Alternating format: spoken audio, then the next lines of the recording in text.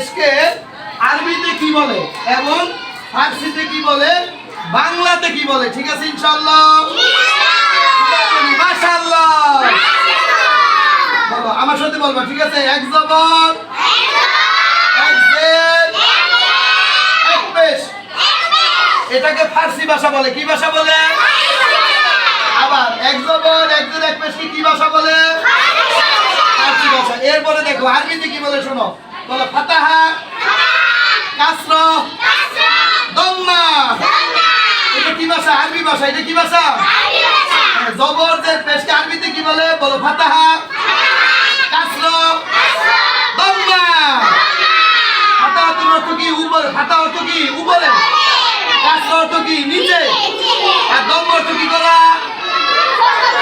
ঠোঁট গোল করা। এরপরে দেখো বাংলাতে কি বলে, বলো। জবরকে কি বলে? আকার। জেরকে বলে ইকার। আর পেশকে কি বলে? রুসুকার বা ঋষিকার। এটা হলো বাংলাতে। এটা কিসে? বাংলাতে। আবার আকার, একার, রুসুকার বা ঋষিকার। এটাকে কি? এটা কি বাংলা? এটা কি বাংলাতে? জবর জের পেশকে বাংলাতে কি বলে? আকার, একার, রুসুকার বা ঋষিকার। এরপরে আবার আমার সাথে বলো, জবর জের পেশ কি ভাষা? ফার্সি না বাংলা না কি? ফার্সি ভাষা। সবাই বলি মাশাআল্লাহ। এরপরে আরবিতে বলো তো, বলো ফাতাহা।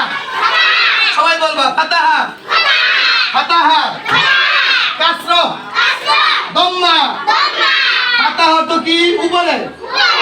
ওই যে হরফের উপর যে দাগটা থাকে এটা কি? ফাতাহা। এরপরে কাসরা অর্থ কি? নিচে, মানে কি? জের। ঠিক আছে? এরপরে দাম্মা অর্থ কি করা? ঠোঁট গোল করা। দাম্মা অর্থ কি করা? দাম্মা অর্থ কি করা? সবাই মজা করে বলো তো, দাম্মা অর্থ কি করা?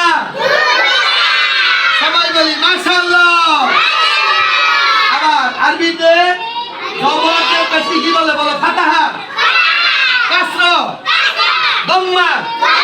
ফাতাহা অর্থ উপরে, কাসরা অর্থ নিচে, দাম্মা অর্থ ঠোঁট গোল করা। সবাই বলি মাশাআল্লাহ, মাশাআল্লাহ। ঠিক আছে, আজকে আমাদের পড়া এই পর্যন্তই।